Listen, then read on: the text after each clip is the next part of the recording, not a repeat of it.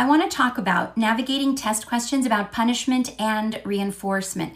And I want to share an incredibly important exam tip that I think you should put into practice.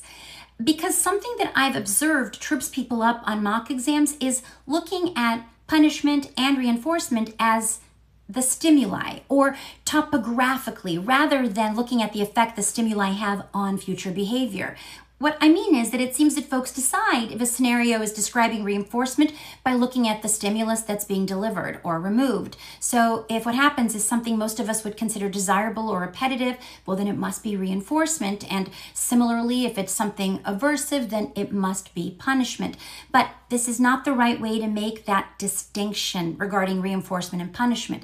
When you do get a question in which that's the discrimination you have to make, whether what's being described is punishment or reinforcement, it really does not matter what you think about the stimulus.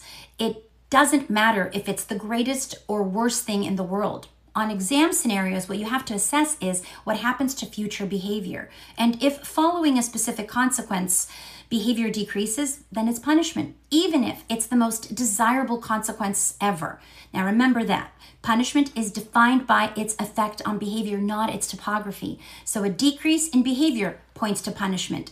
And in contrast, an increase in behavior points to reinforcement, even if the added stimulus is something universally considered aversive. It doesn't matter. Look at the effect on behavior. Increase equals reinforcement, decrease equals punishment. Now, the most important takeaway, make sure before anything else that you identify the behavior of interest.